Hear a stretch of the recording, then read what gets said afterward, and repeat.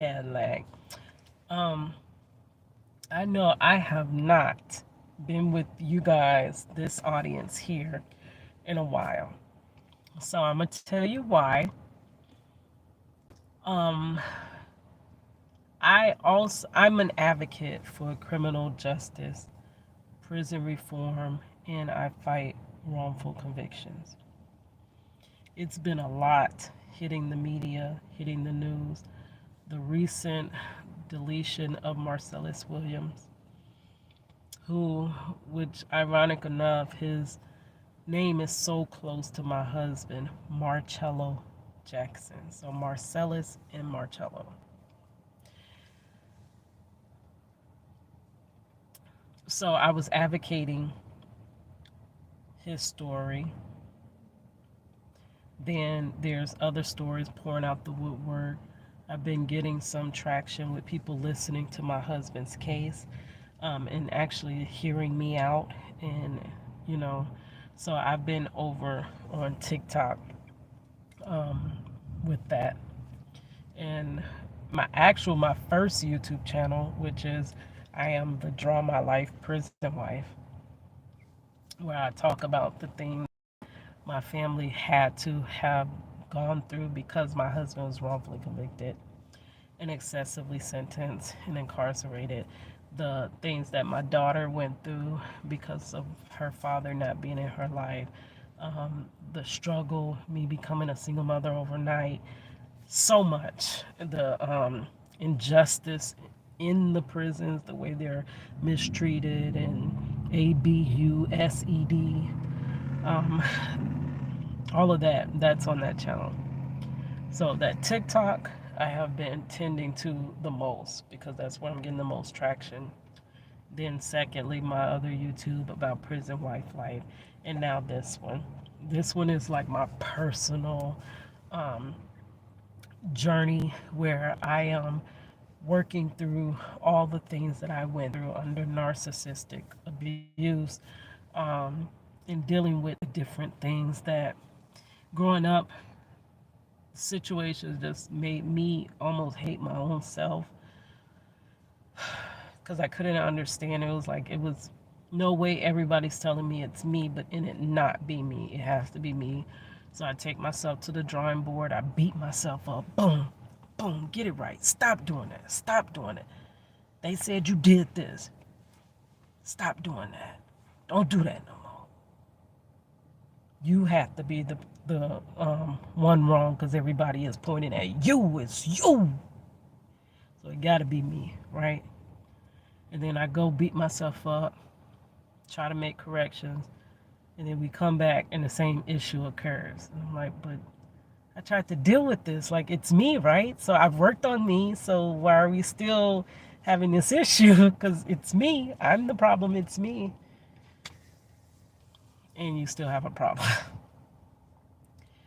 But I realized that is narcissistic abuse. I didn't know at the time that that was what I was dealing with. Y'all know, I didn't know until 40. That's when God revealed to me. He waited till 40. Well, really, he probably waited until I cried out to him. Because I didn't cry out to him honestly and earnestly, like, what is wrong with me until I was 40. All right. So, being kind of, off doing those things, I got away from this channel. But whenever I do have a story, I'm going to put it over here as well. So I may not be here as much as I should be. I'll try to do better. I'm from this point. No excuses. I'm going to try to do better. At least one story a week or one video a week, right?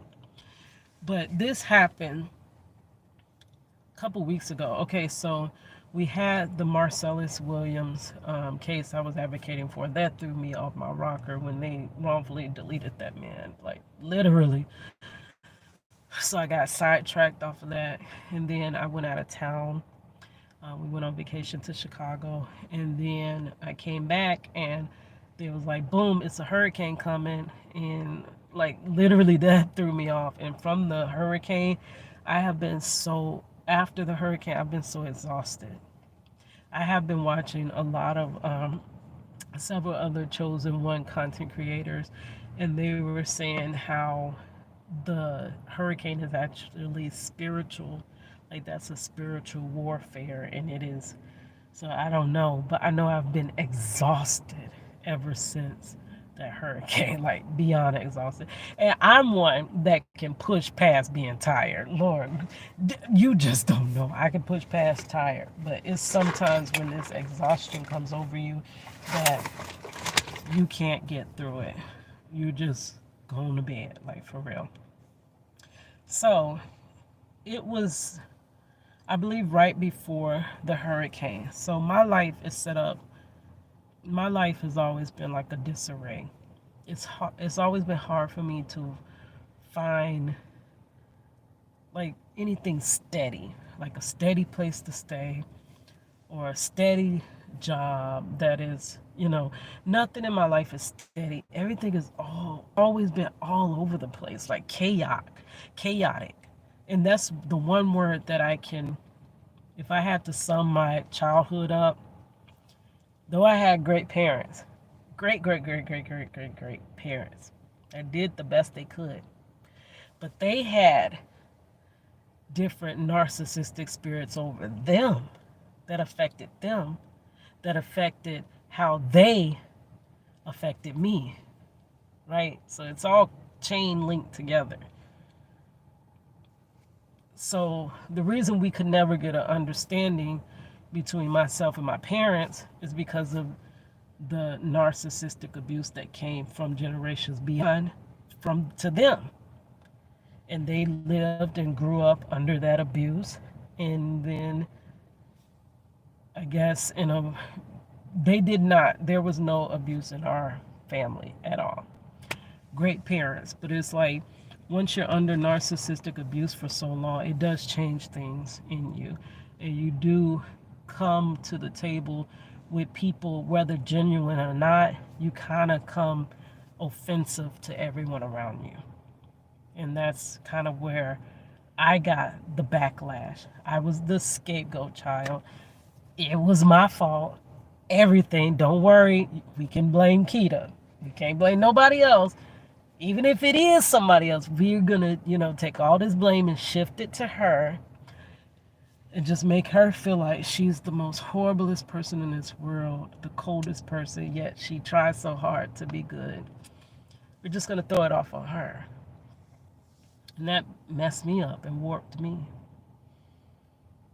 But, so my life is kind of all over the place. I am caregiver to my sister. She is grown, but she can't really do some things on her own. So I'm caregiver to her, which is quite difficult because my apartment is way on this side of town. My parents' home is way on this side of town. And I work way out here. So between work and everything, it is hard for me to tend to her. So sometimes I spend more time at my parents' house than my own house, right? Because when I kind of fall off from helping out with my sister, nobody picks up the slack. It's just dropped. Well, it's my parents' house, but my mother is not with us anymore. But that was one of her things that really bothered her, that if she was not here, who would take care of my sister? And I vowed that I would. My vow is not up. I still have to, though my mother passed, 7, 8 years ago. Wait, hold on, 16. Yeah, 8 years ago. But the vow is still that I'm going to take care of my sister. So because of that, I spend more time at my dad's house.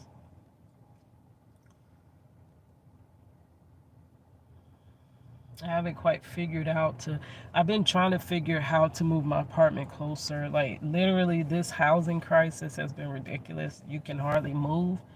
And at the time, the only place I could find was way out. Way out. So I'm trying to figure out how to get closer closer, that I can, you know, be in my own space and still be able to take care of my sister, come by, help her shower, do this, do that. But God will, you know, I'm starting to learn I can't figure these things out. Whatever I can figure out is going to be sabotage. It's going to fall through. It's going to be the opposite. So I have to let God do this. I have to step back. But as of yet, it hasn't been where it could be closer together, my apartment and my home where I help my sister. So I do have one sister that so I'm with I was one of five sisters. My older sister, she is not with us as well. She battled a long battle with MS and passed away in, when was that? Was it 2022? Yes. So then that left me, basically, I'm the oldest, but she had moved away after high school, so she hadn't been in our like family unit directly for a long time. So I had become the oldest a long time ago.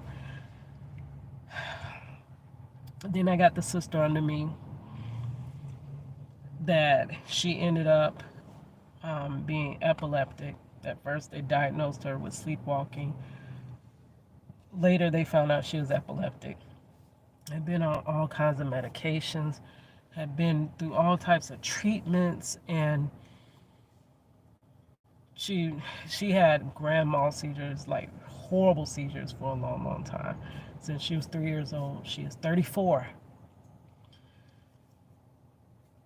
So, because of her sickness, my mother couldn't really discipline her in the way that we were disciplined, me and my older sister. So, and the last time she tried to discipline her, my sister went up in the room and had a seizure.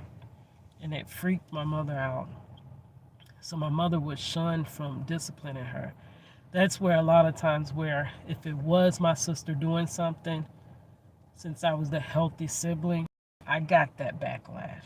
Remember, I'm the scapegoat. I got the backlash. And I was told that I just didn't understand. That my sister couldn't help it. I just didn't understand. So, because again, now this is turning to me, I don't understand. I tried to understand better. I'm steady trying to make myself better, but I'm never good enough. So, I had two sisters under her, and they seen that my sister basically got away with everything, and everything was put off on because she's sick, that they started acting out, like ridiculously acting out, and they wouldn't get discipline either. So here it was, one child that if you do the smallest, lightest thing, it's the biggest deal, and you do get discipline. But then you got three children chaotically doing the freaking most. And because I was the oldest, I had to watch them. I had no choice in the matter. I had to watch them.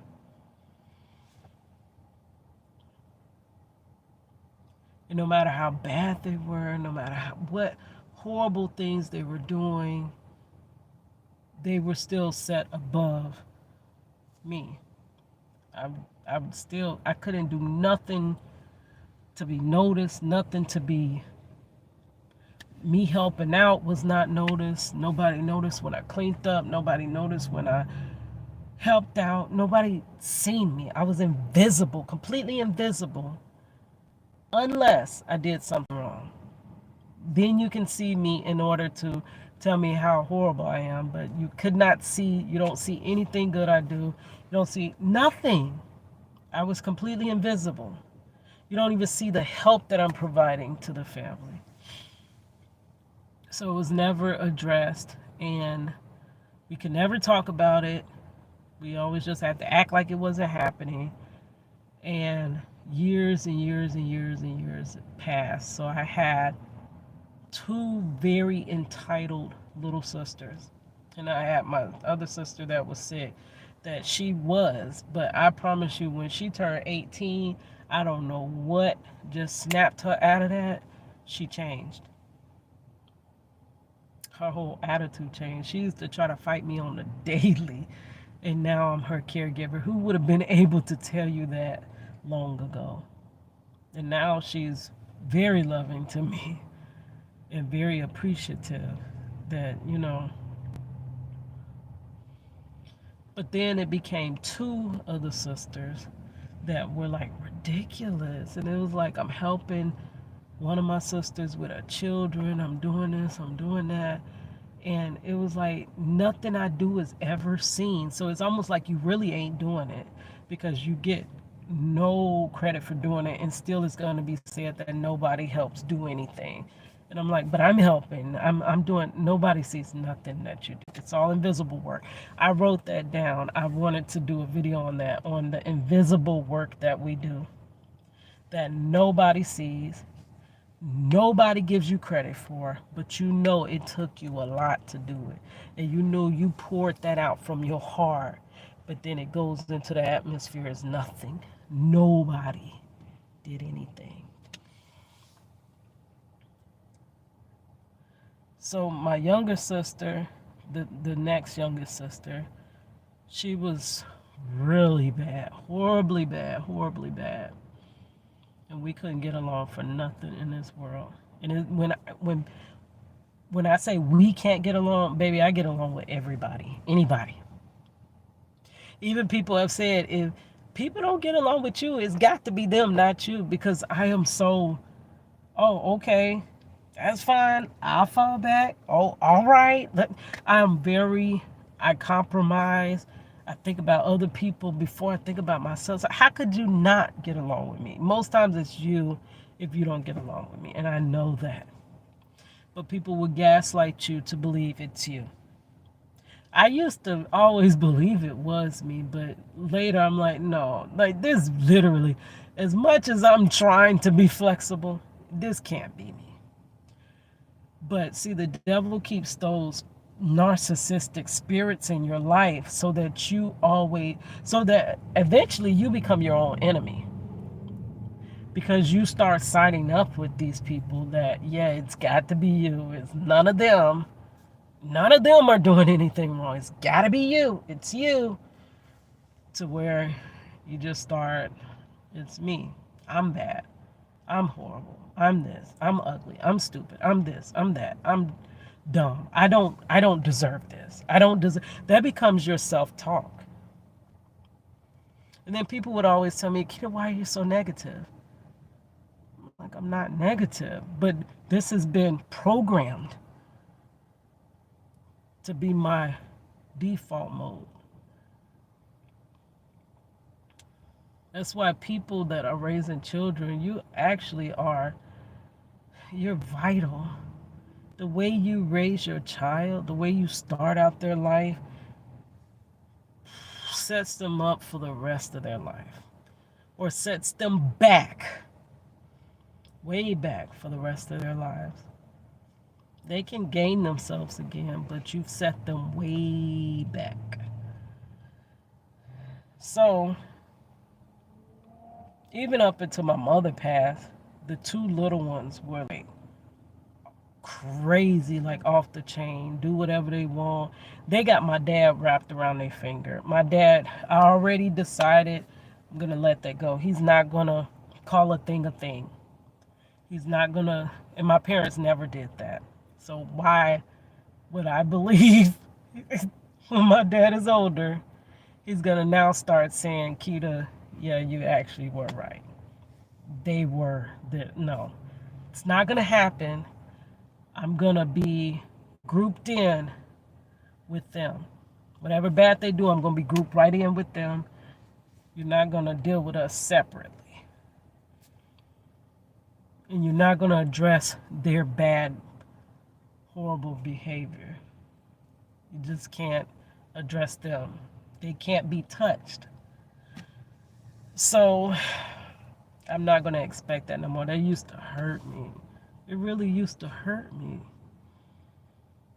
that nobody stood up for me. Ever. Ever. Nobody said, I see it's not you. So my mother passed in 2016. It was years after.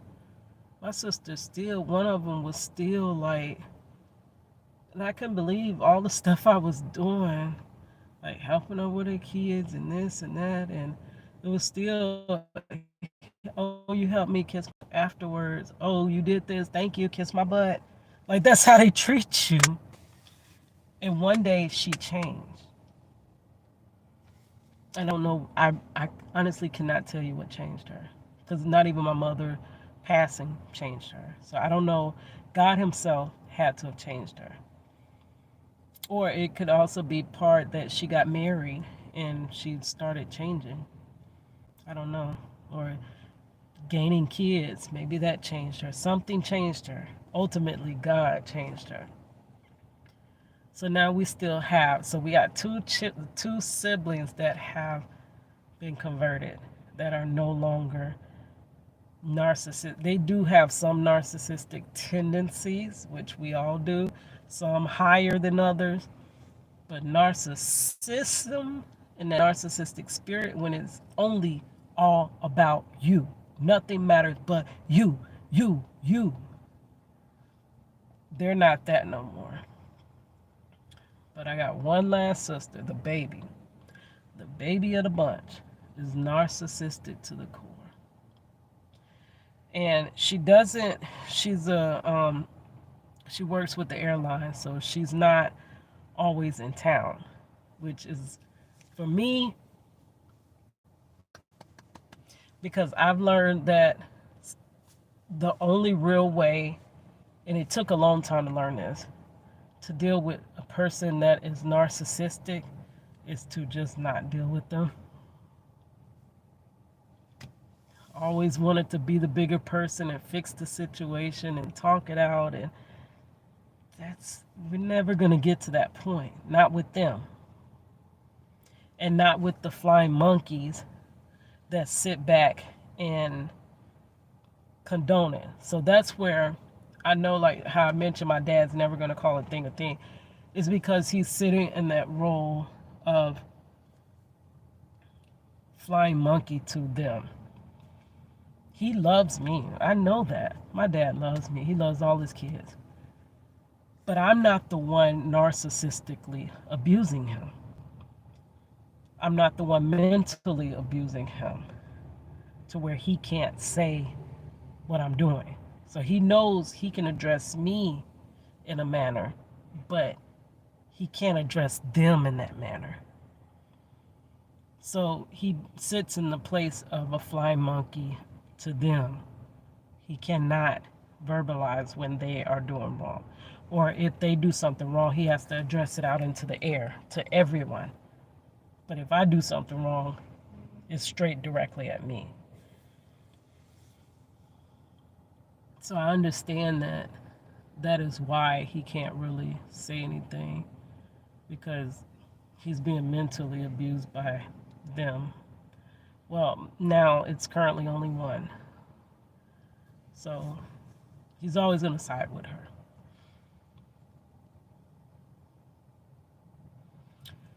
But I love him and I know he loves me. I just already know that he's not going to call a thing. That's it. And you come to, they call that radical acceptance. You come to radical acceptance in your life at a certain point in time.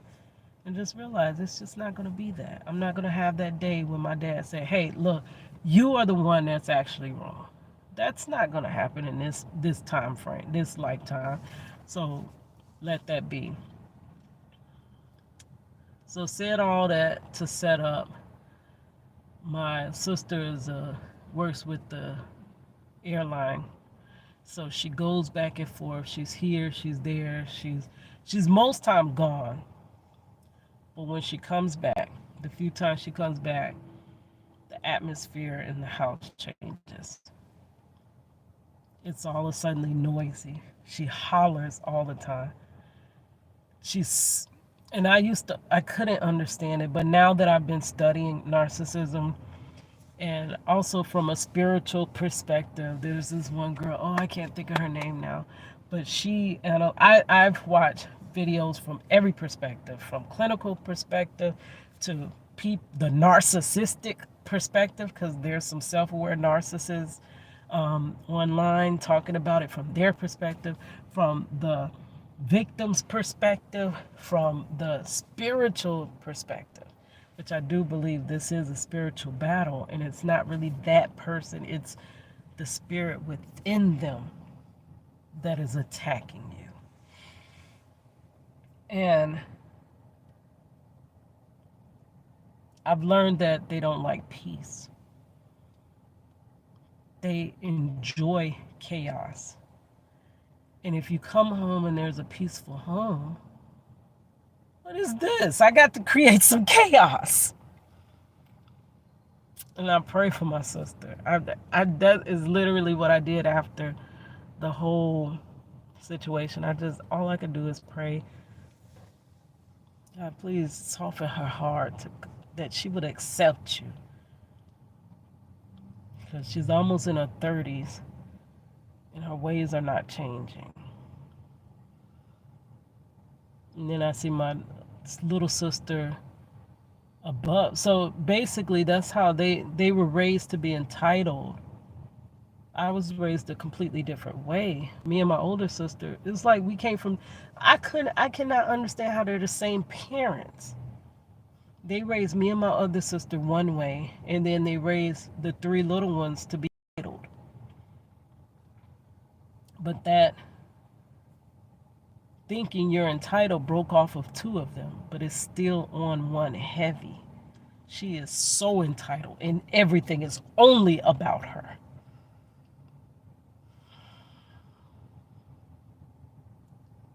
So she comes home, and I think we just had came from Chicago, and we're preparing for a hurricane.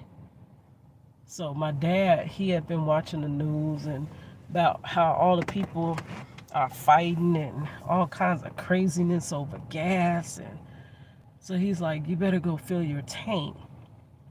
And for me, I was so tired. I could barely get myself out that bed. I mean, I have been exhausted. It's very hard. I'm a disabled worker. I work, but I work with so many challenges. It's not easy at all to work. Caregiver to my sister. I have my grandchildren that I'm trying to help my daughter with. I'm fighting my husband's case. I'm also trying to be the artist that I am, trying to utilize the gifts God gave me before time is up. So I'm doing a lot in a day. It's a whole lot. There's never enough time to do it all. So I'm exhausted. So I barely drag myself out the bed.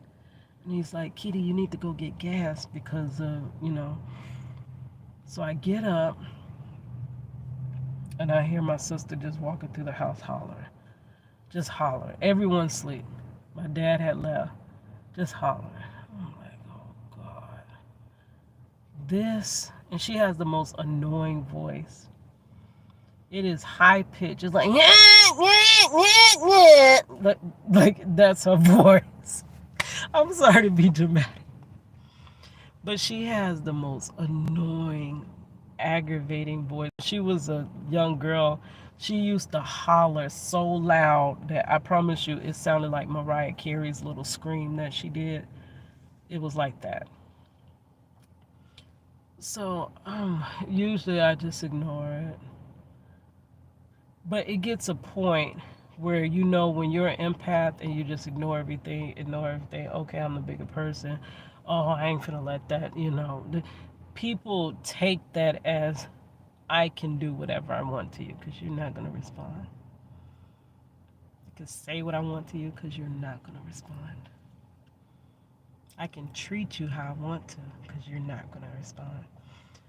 And most times I don't. I have a very high threshold of patience and of ignoring silliness. But I'm human, and sometimes I can't ignore you.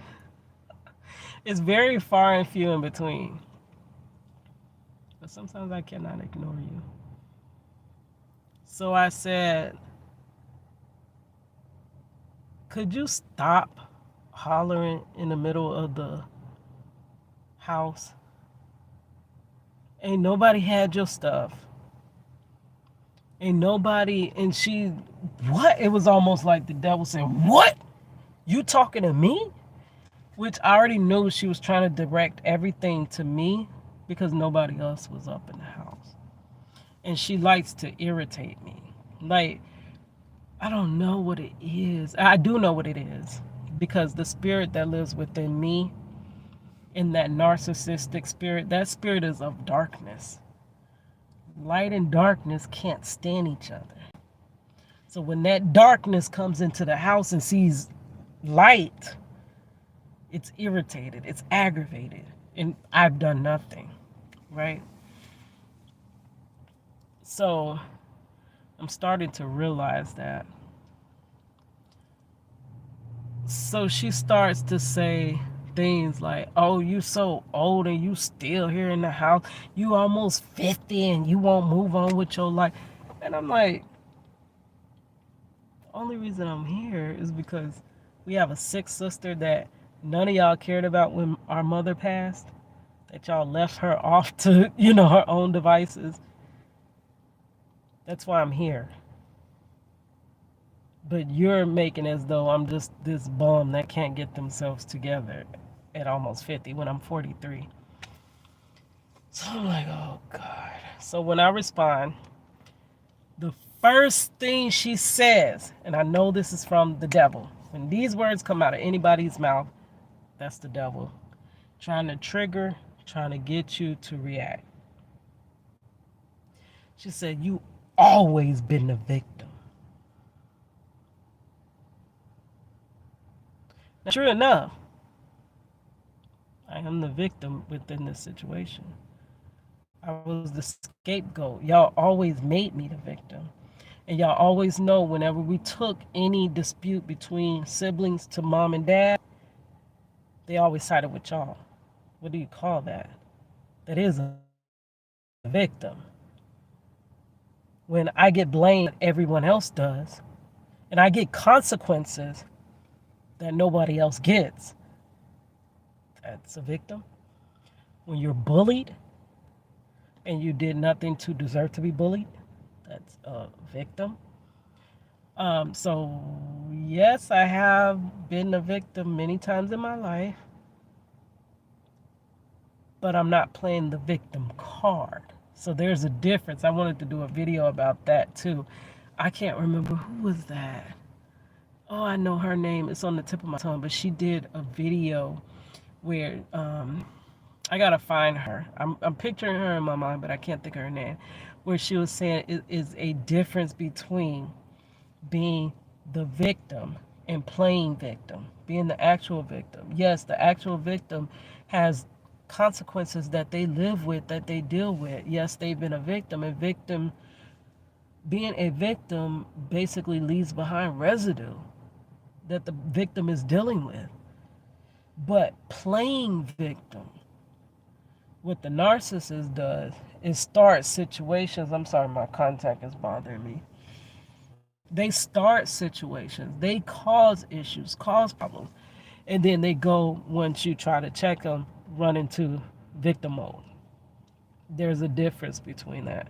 And that is where most people would tell you, stop playing a victim, stop playing a victim, or, oh, you such a victim, when they're mislabeling you. You have been a victim, but you're not playing that victim role. It's a difference. It is a big difference. And that's where my sisters, my mother would always say that to them,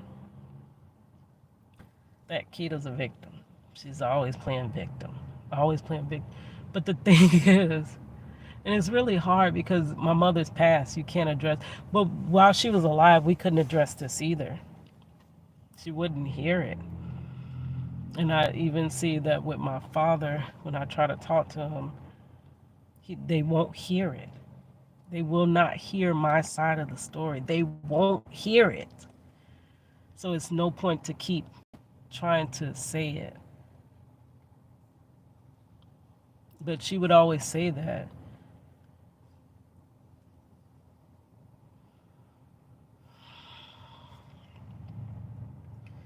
And she said it in front of them, so they started repeating that. They do something wrong, do something to me, and then the first thing that they go to is, oh, you're always the victim. Oh, you're always the victim. Well, at some point, you're victimizing me, so what you expect me to be, right? But we tend to victim shame people. When they are the victim of something, we shame the victim rather than shaming the person victimizing them. So I knew those were the words manifesting from the devil through her mouth. And it bothered me. I was aggravated with that all morning. That morning. But then I left with that and I was like, let me just pray for her. Let me pray for her. Lord God, please soften her heart. Please bring her to you, Lord.